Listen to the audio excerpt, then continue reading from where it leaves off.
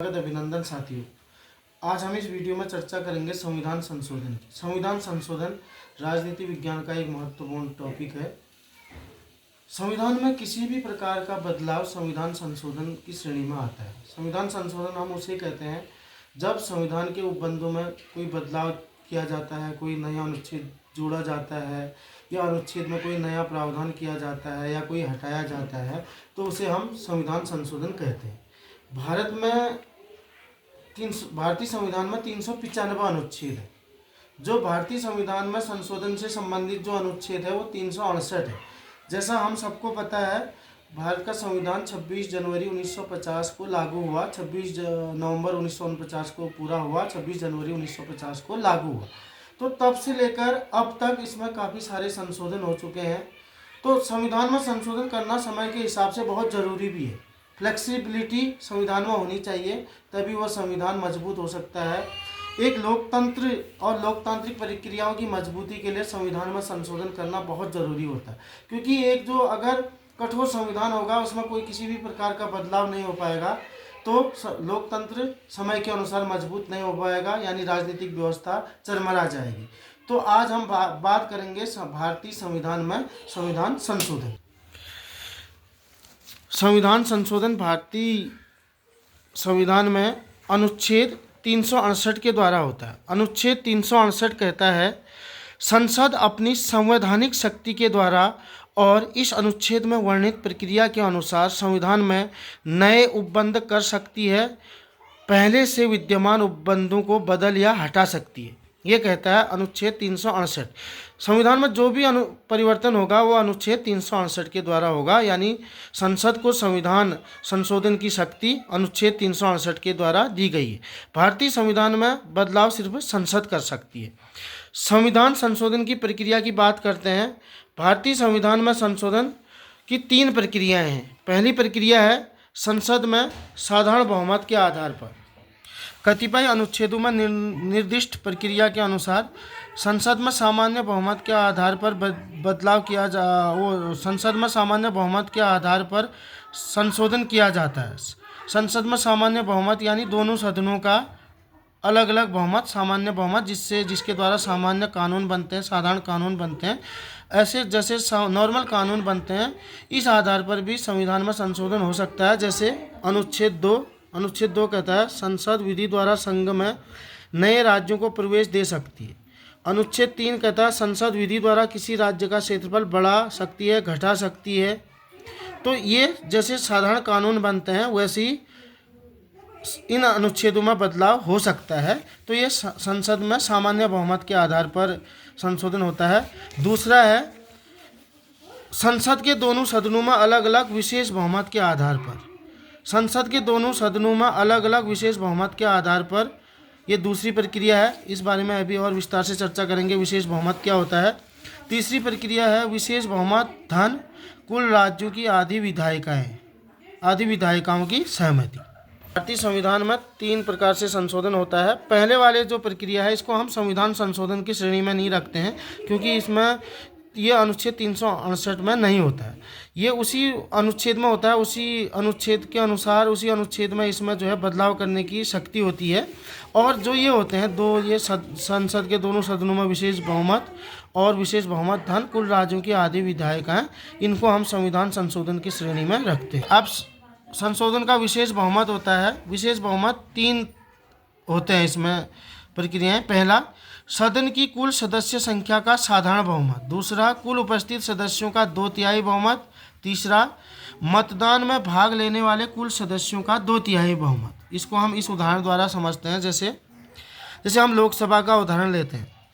जैसे लोकसभा में सदन की कुल संख्या का साधारण बहुमत क्या होगा। लोकसभा की सदस्य संख्या 543, तो सदन का साधारण बहुमत होगा 543/2 धन 1, यानी 271.5 धन 1, 272.5, जिसे हम 272 मानेंगे। यानी लोकसभा की कुल संख्या का साधारण बहुमत 272 होगा। दूसरा है उपस्थित सदस्यों का 2/3 बहुमत। मान लिया जिस दिन ये संविधान संशोधन विधेयक प्रस्तुत हुआ सदन में, उस दिन लोकसभा में 513 सदस्य उपस्थित थे। तो इन उपस्थित सदस्यों का 2/3 बहुमत 513 गुणा 2/3 यानी 342। तीसरा है, उस दिन 513 सदस्य उपस्थित तो थे, लेकिन 15 सदस्यों ने मतदान में भाग नहीं लिया। मतदान में भाग लिया 498 सदस्यों ने। तो मतदान में भाग लेने वाले सदस्यों का 2/3 बहुमत 498 गुणा 2/3 यानी 332। अतः विधेयक को पास होने के लिए चाहिए 342, क्योंकि उस दिन सदन में जो है सबसे बड़ा आंकड़ा 272, 342 और 342 में 32 में से सबसे बड़ा आंकड़ा जो है 342 का है। देखिए, साधारण बहुमत 272, उपस्थित सदस्यों का 2/3 बहुमत 342 और मतदान में भाग लेने वाले सदस्यों का 2/3 बहुमत 332। तो सबसे ज़्यादा इसमें आंकड़ा है 342, यानी 342 सदस्य उस संशोधन विधेयक के पक्ष में है। तो वह संशोधन विधेयक, संविधान संशोधन विधेयक उस सदन से पारित माना जाता है। वो दूसरे सदन में जाएगा, दूसरे सदन में भी यही प्रक्रिया अपनाई जाएगी। अगर वहाँ भी पास हो जाता है तो वो राष्ट्रपति के पास जाएगा, राष्ट्रपति के पास जाकर राष्ट्रपति उसमें हस्ताक्षर करते हैं तो वह संविधान संशोधन प्रभावी हो जाएगा। और दूसरी प्रक्रिया विशेष बहुमत धन आधे राज्यों की विधायिकाओं की स्वीकृति। इसमें जो है विशेष बहुमत जो हमने अभी पढ़ा, कुल सदन की कुल संख्या का साधारण बहुमत, उपस्थित सदस्यों और मतदान करने वालों का 2/3 बहुमत धन आधे राज्यों की विधानसभाओं की इसमें स्वीकृति। ये आधे राज्यों की विधायिकाओं की स्वीकृति यानी साधारण बहुमत उन राज्यों का अगर उस विधेयक के पक्ष में है तो वो संविधान संशोधन विधेयक पारित माना जाएगा। इसमें कौन कौन से प्रावधानों में संशोधन हो सकता है, जैसे राज्य व केंद्र सरकार के बीच शक्तियों का वितरण। राज्य व केंद्र सरकार के बीच शक्तियों का वितरण, जैसे 3 सूचियाँ हैं, संघ सूची, राज्य सूची और समवर्ती सूची। संघ सूची में 97 विषय, राज्य सूची में 66 विषय और समवर्ती सूची में 47 विषय। इन सूचियों में अगर बदलाव करना है, इन शक्तियों में अगर एक दूसरे को ये हस्तांतरण करना है तो इसमें इस प्रक्रिया के द्वारा संविधान संशोधन किया जाएगा। जनप्रतिनिधित्व से संबंधित संशोधन भी इस प्रावधान के द्वारा किए जाएंगे। तो संविधान संशोधन की ये 3 प्रक्रियाएँ हो गई। एक तो सामान्य बहुमत के आधार पर संसद में द्वारा संशोधन, दूसरा हो गया संसद के दोनों सदनों में अलग अलग विशेष बहुमत के आधार पर अनुच्छेद 368 के अनुसार, तीसरा हो गया विशेष बहुमत धन कुल राज्यों की आधी विधायिकाओं की सहमति। तो ये हो गया संविधान संशोधन की 3 प्रक्रियाएं हमने पढ़ दिया उदाहरण द्वारा। अब कुछ महत्वपूर्ण बात है संविधान संशोधन से, जैसे जो आम कानून होते हैं, आम विधेयक होते हैं, जब आम विधेयक संसद में पारित होते हैं तो अगर एक सदन में पारित होते हैं तो दूसरे सदन में अगर पारित नहीं होते हैं या दूसरे सदन में उसको सहमति नहीं बनती है तो उसके लिए संविधान में जो है संसद के संयुक्त सत्र का प्रावधान है।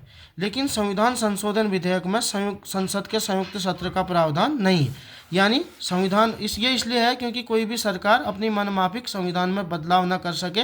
अगर एक सदन में उसको बहुमत है, दूसरे सदन में उसके पास बहुमत नहीं है, तो इस संविधान संशोधन को वो पास ऐसे नहीं कर सकती। इसलिए संसद के संयुक्त सत्र का प्रावधान संविधान संशोधन में नहीं है। दूसरी महत्वपूर्ण बात है, जैसे अन्य विधेयकों में राष्ट्रपति के पास ये अधिकार रहता है कि संसद द्वारा पारित होने के बाद उसके पास कोई विधेयक आता है हस्ताक्षर करने के लिए, उसकी सहमति के लिए, तो उसमें सहमति दे भी सकता है, नहीं भी दे सकता, अपने पास भी रख सकता है, पॉकेट वीटो भी लगा सकता है और संसद को उस विधेयक को पुनर्विचार के लिए भेज भी सकता है। लेकिन संविधान संशोधन में राष्ट्रपति के अनुमोदन को अगर संसद द्वारा पारित संविधान संशोधन विधेयक आता है तो उस पर पुनर्विचार करने का अधिकार राष्ट्रपति के पास नहीं होता है, राष्ट्रपति को उसमें हस्ताक्षर करने ही होते हैं। तो ये जो 2 महत्वपूर्ण बातें थी, एक तो संयुक्त सत्र का प्रावधान इसमें नहीं है, दूसरा राष्ट्रपति के पास इसमें पुनर्विचार करने का अधिकार नहीं है। अब बात करते हैं कुछ महत्वपूर्ण संविधान संशोधनों की। जैसे संविधान में पहला संशोधन 18 जून 1951 को हुआ, जब प्रधानमंत्री जवाहरलाल नेहरू थे। इसमें 42वां संविधान संशोधन बहुत महत्वपूर्ण है, जो 1976 में हुआ, जिसे लघु संविधान भी कहते हैं। इंदिरा गांधी की सरकार के दौरान, आपातकाल के दौरान ये संविधान संशोधन किया गया। इसमें सबसे महत्वपूर्ण बात थी कि इसमें लोकसभा का कार्यकाल 5 वर्ष से बढ़ाकर 6 वर्ष कर दिया गया। फिर इसकी भरपाई की, यानी इसमें सुधार किया गया जनता पार्टी की सरकार द्वारा 1978 में, तब मोरारजी देसाई प्रधानमंत्री थे।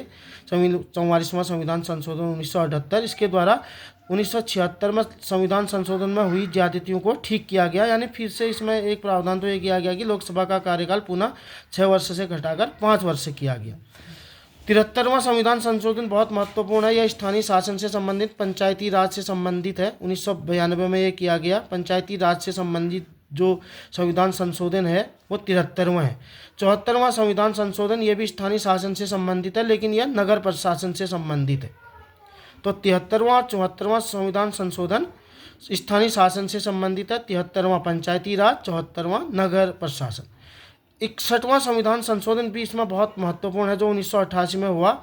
इसमें 1988 तक भारत में मतदान करने की उम्र जो थी 21 वर्ष से थी, यानी वयस्कता की उम्र जो थी वो थी 21 वर्ष से, उसको घटाकर अब 18 वर्ष कर दिया गया था 61वां संविधान संशोधन के द्वारा। और एक और महत्वपूर्ण संविधान संशोधन है 86वां संविधान संशोधन 2002 में ये हुआ। ये शिक्षा के अधिकार से संबंधित है। ये इसमें 6 वर्ष से 14 वर्ष तक के बच्चों को अनिवार्य शिक्षा का अधिकार दिया गया है। इसमें अनुच्छेद 21A इसमें जोड़ा गया। स्वतंत्रता के मौलिक अधिकार में अनुच्छेद 21A इसमें जोड़ा गया, जिसमें यह कहा गया कि 6 वर्ष से 14 वर्ष तक के बच्चों को अनिवार्य शिक्षा का अधिकार प्रदान किया जाए। तो ये तो थे संविधान संशोधन के कुछ महत्वपूर्ण संशोधन, संविधान के कुछ महत्वपूर्ण संशोधन। और हमने संविधान संशोधन के बारे में पढ़ा। इस भारतीय संविधान में जो संशोधन होता है उसमें अनुच्छेद 368 के द्वारा होता है। संविधान संशोधन की 3 प्रक्रियाएं होती हैं। और विशेष बहुमत जो होता है, सदन की कुल संख्या का साधारण बहुमत, कुल उपस्थित सदस्यों का 2/3 बहुमत और मतदान में भाग लेने वाले कुल सदस्यों का 2/3 बहुमत, ये होता है। और फिर चर्चा करेंगे राजनीति विज्ञान के किसी दूसरे टॉपिक पर अगले वीडियो में। तब तक आप इस चैनल को सब्सक्राइब कीजिए। बहुत बहुत धन्यवाद।